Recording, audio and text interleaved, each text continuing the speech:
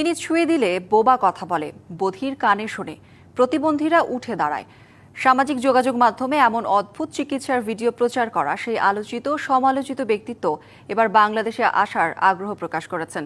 DBC নিউজকে দেয়া সাক্ষাৎকারে এমন আগ্রহের কথা জানিয়েছেন ইরাকের কুর্দিস্তানের ভেষজ চিকিৎসক ও ইনফ্লুয়েন্সার ডক্টর মালা আলী।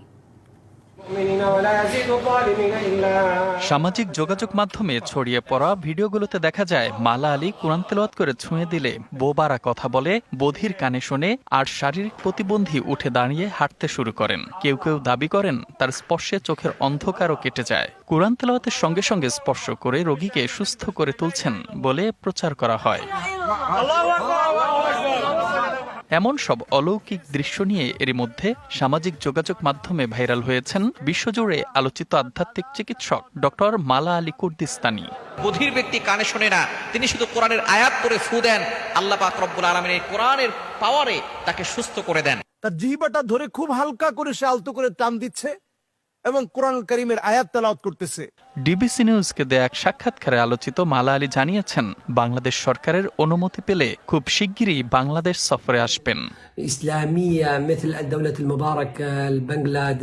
আমার স্বপ্ন হলো ইসলামিক দেশগুলোতে যেমন বাংলাদেশ, আফগানিস্তান, কসোভো, ফিলিস্তিন সহ বিভিন্ন দেশে বিশ্ববিদ্যালয় ও হাসপাতাল প্রতিষ্ঠা করা। আমার বিশেষ ইচ্ছে রয়েছে বাংলাদেশ ভ্রমণের।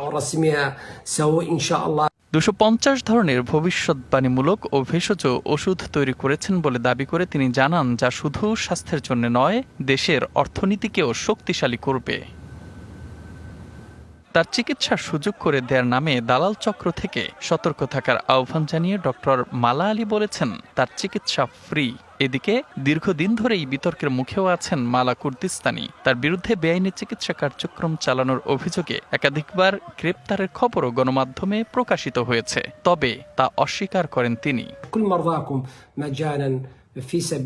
আমি আরো বিনয়ের সাথে অনুরোধ করছি, সম্মানিত সাংবাদিকবৃন্দ যেন আমার সম্পর্কে কোনো সংবাদ প্রকাশের আগে সঠিক নির্ভরযোগ্য উৎস থেকে তথ্য যাচাই করেন। এসব অভিযোগ সম্পূর্ণ ভিত্তিহীন। বিনামূল্যে চিকিৎসা এবং বাংলাদেশের অন্তত 1000 শিক্ষার্থীকে প্রশিক্ষণ দেওয়ার আগ্রহের কথাও জানান তিনি।